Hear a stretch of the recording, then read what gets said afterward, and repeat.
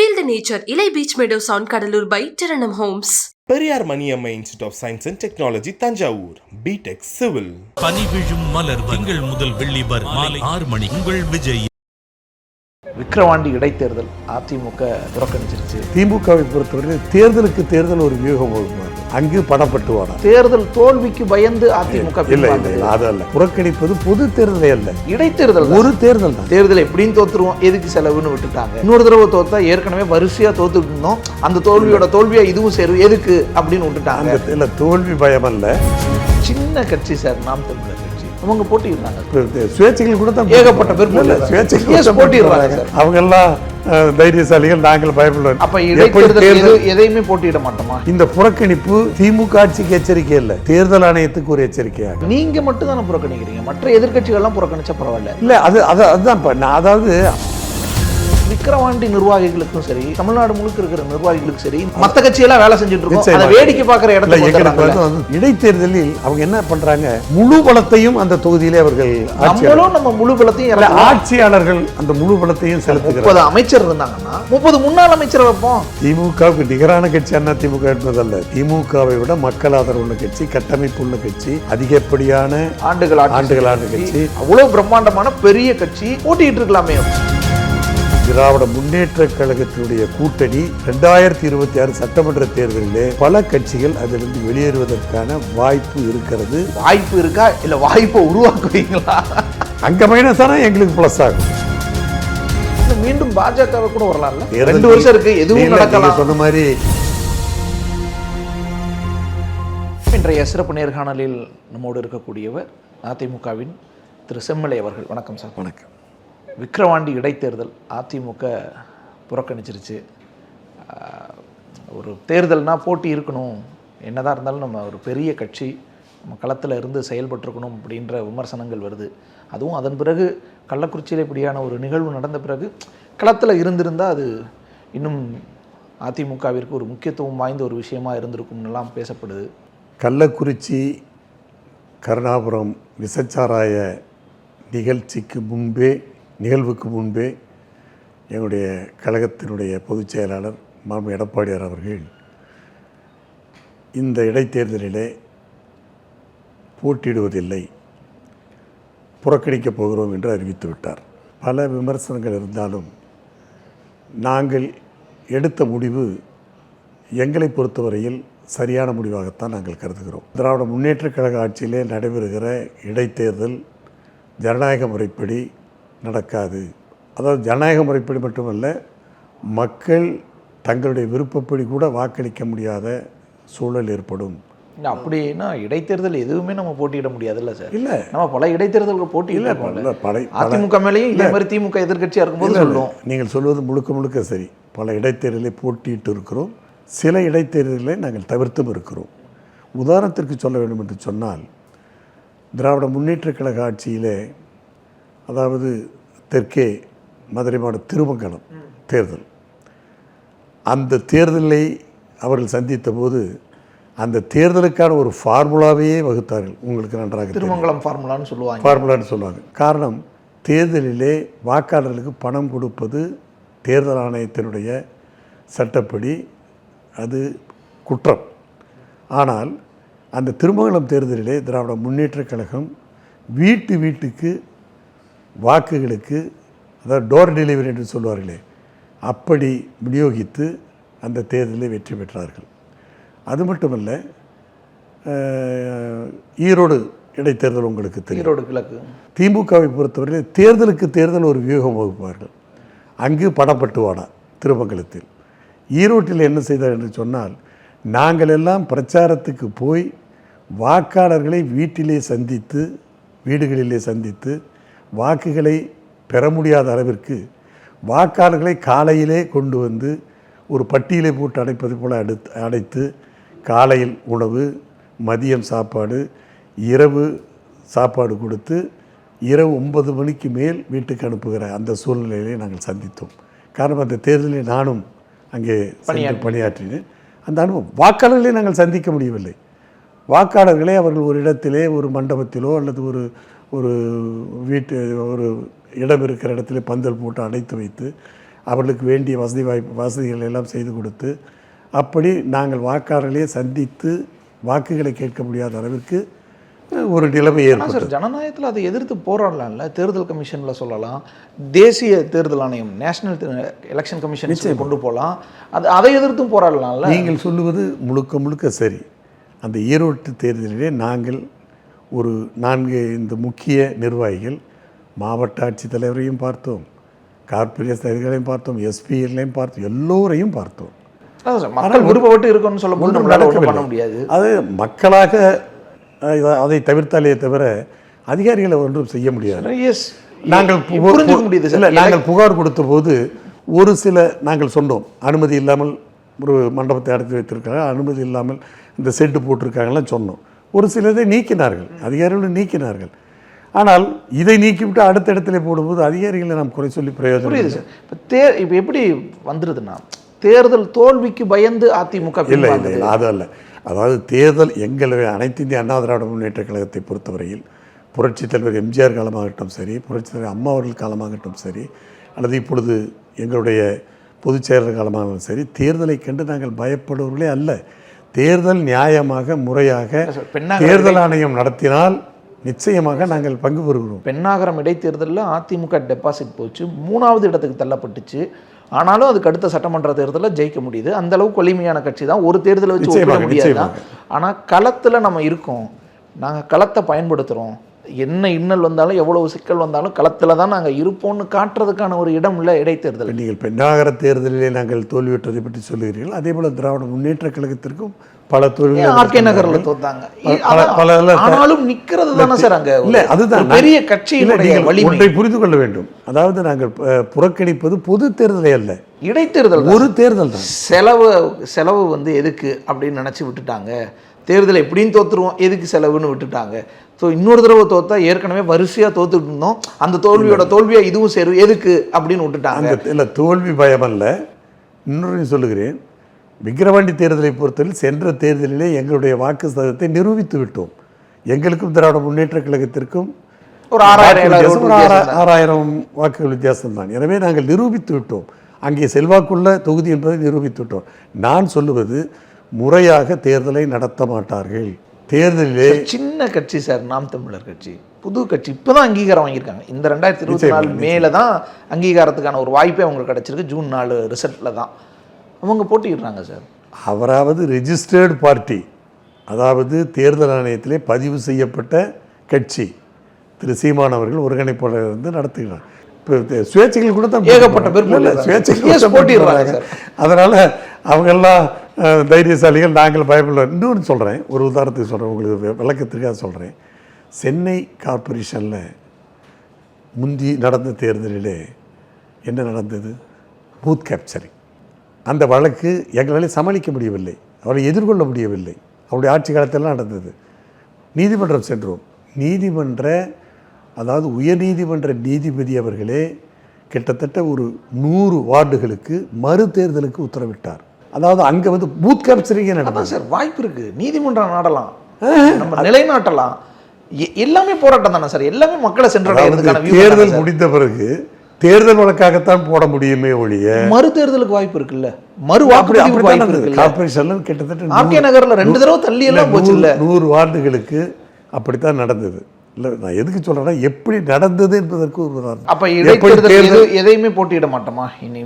இல்லை அதாவது இப்போ வந்து இதை வந்து அந்த தேர்தல் நன்றாக நடக்காது என்று புறக்கணிக்கிறோம்.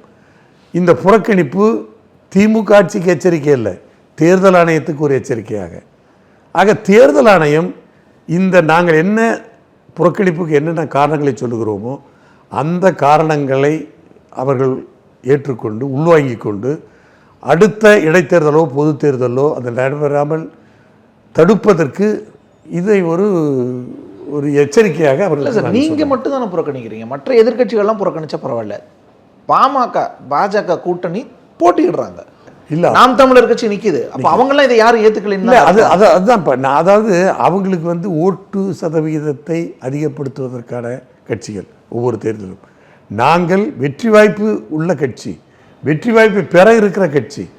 ஆனால் இவர்களுடைய செயல்பாடுகளால் அந்த வெற்றி வாய்ப்பு எங்களுக்கு பறிக்கப்படும் என்று சொல்லுகிற போது அந்த தோல்வி அடைய செய்வதற்கு இவர்கள் தந்திரங்கள் செய்வார்கள். பரவாயில்ல, ஆனா மக்கள் நியாயமான முறையில் தேர்தல் நடந்து மக்கள் எங்களுக்கு வாக்களிக்காமல் நாங்கள் அந்த வெற்றி வாய்ப்பை இழந்தால் ஏற்றுக்கொள்கிறோம். ஜனநாயகத்திலே இது தவிர்க்க முடியாது. ஆனால் திட்டமிட்டு மக்கள் ஆதரவு இருந்தும் அப்ப முறைகேடு ஏமாற்றுறதுக்கெல்லாம் பயப்படுறோம்னு அர்த்தமாயிடுது. அதை எதிர்த்து நிக்க முடியலன்னு ஆயிடுது. எதிர்த்து நிக்கிறதுக்கு நாங்க தயார். ஆனால் அந்த முறைகேடுகளை தவிர்ப்பதற்கு ஆட்சியாளர்களும் தேர்தல் ஆணையமும் இதை சரி செய்ய வேண்டும் என்பதற்காக ஒரு எச்சரிக்கைக்காகத்தான் இதை செய்கிறோம். எனவே தொடர்ந்து தேர்தல் நம்ம நிர்வாகிகள் இப்ப நீங்க ஈரோடு கிழக்குல போய் வேலை செய்றீங்க. தமிழ்நாடு முழுக்க இருக்கிற அதிமுக நிர்வாகிகள் ஈரோடு கிழக்குல வேலை செஞ்சாங்க. ஒரு கட்சியா நிர்வாகிகளுக்கு ஒரு தேர்தல் வேலை செய்யறதான முக்கியமான ஒரு விஷயமா இருக்கும். விக்கிரவாண்டி நிர்வாகிகளுக்கும் சரி, தமிழ்நாடு முழுக்க இருக்கிற நிர்வாகிகளுக்கும் சரி, இந்த இடைத்தேர்தலில் பணியாற்றி இருக்க வேண்டிய அந்த நிர்வாகிகள் இப்போ சோர்வடைகிறதுக்கான ஒரு வாய்ப்பா மற்ற கட்சியெல்லாம் வேலை செஞ்சுட்டு இருக்கோம். அதை வேடிக்கை பார்க்குற இடத்துல எங்களுக்கு தேர்தல்னா எங்களுக்கு கல்கண்டு மாதிரி எங்கள் தொண்டர்களுக்கு. ஆனால் உண்மையில நீங்கள் சொல்கிற மாதிரி ஒரு சோர்வு இருக்கும் அவங்களுக்கு. ஆனால் அந்த அதிகார துஷ்பிரயோகத்தை மீறி எங்கள் தொண்டர்களாலே அந்த தேர்தலிலே அவர்களுக்கு ஈடு கொடுக்க முடியாது. அதிகாரிகளை வைத்து எங்களை எப்படியெல்லாம் முடக்க வேண்டுமோ இப்போ எதிர்த்து தானே சார் அவ்வளோ வாக்குகளை வாங்கியிருக்கோம். 60,000க்கு மேல வாக்குகளை இப்போ நம்ம வாங்கணும்ல. அது ஒரு மாதம் 2 மாதத்துக்கு முன்னாடி நெறியாளருக்காக நான் சொல்லுகிறேன். அது பொது தேர்தல்.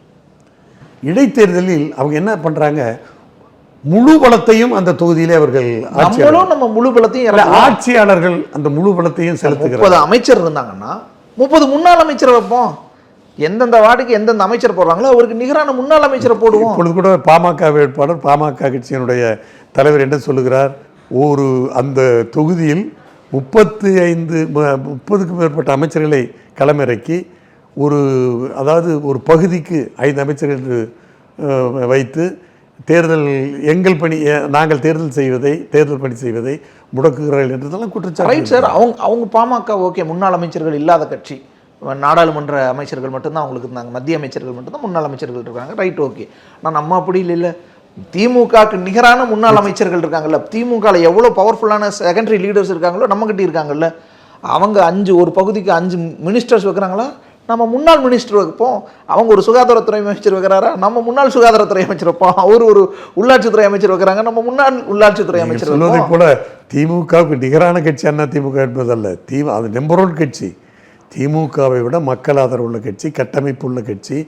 அந்த கட்சியை விட அந்த கட்சி ஆட்சி செய்வதை விட அதிகப்படியான ஆண்டுகளான கட்சி, 50 ஆண்டுகள் வரலாறு படைத்த கட்சி, அவ்வளவு பிரம்மாண்டமான பெரிய கட்சி, நிகரான கட்சி. நான் சொல்றது ஒரு அதிகாரத்திலையும் சரி பணத்திலையும் சரி நிகரான நபர்கள் இருக்கக்கூடிய, களத்தில் வேலை செய்யக்கூடிய அந்த விற்பனர்கள் நிகராக இருக்கக்கூடிய நபர்கள் போட்டிட்டு இருக்கலாமே.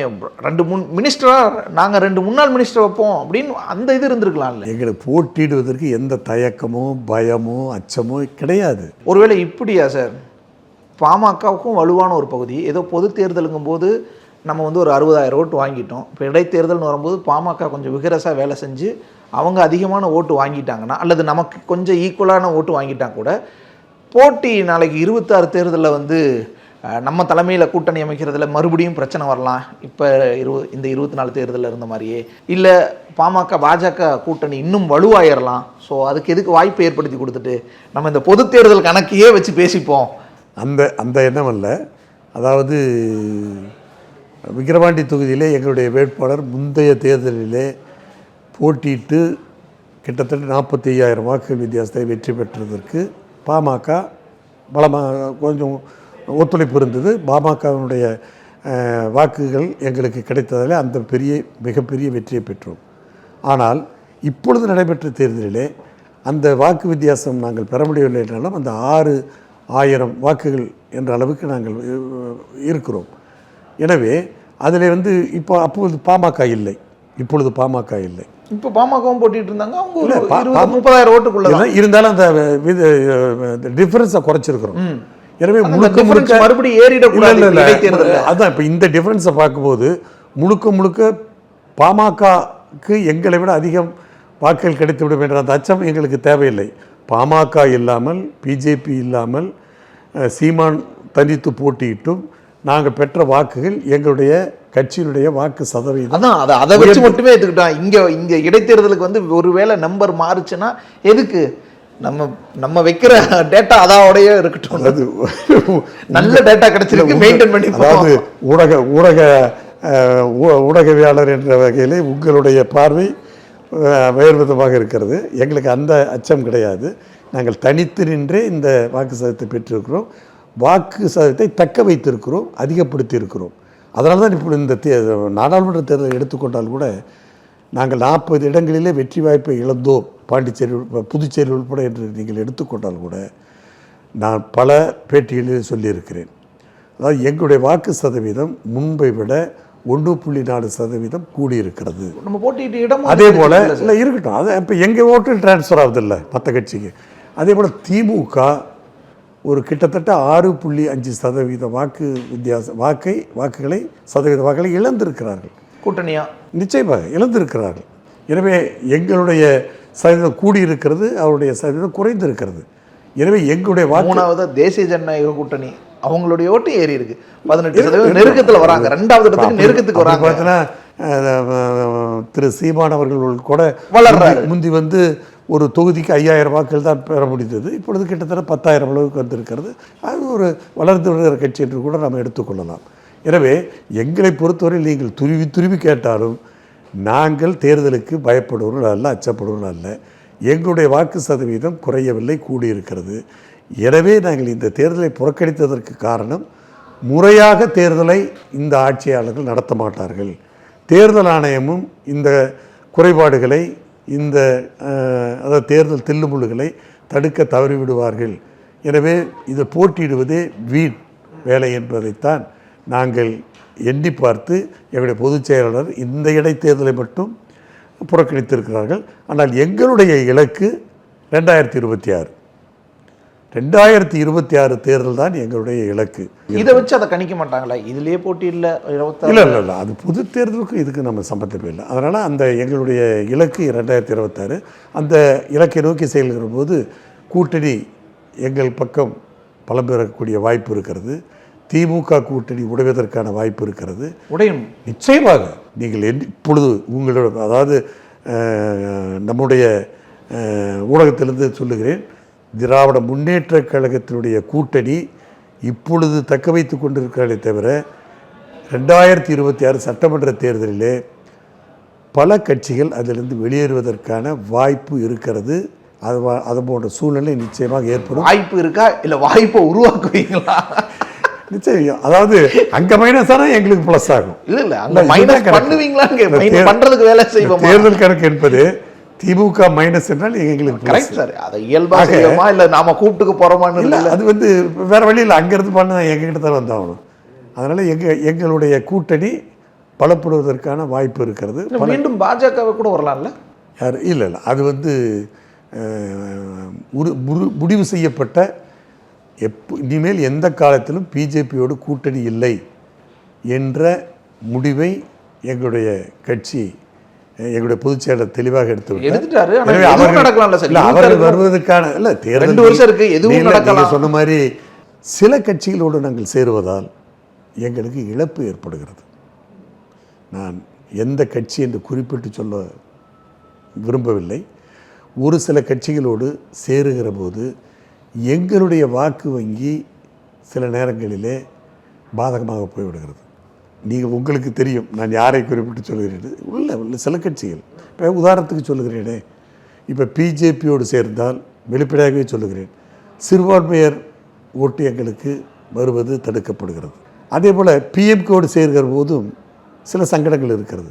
பட்டியலினத்தவர்களுடைய வாக்குகள் குறைகிறது. ஆக இப்படி சில நெருக்கடிகள் எங்களுக்கு ஏற்படுகிற போது நாங்கள் யோசித்து முடிவெடுக்கிறோம்.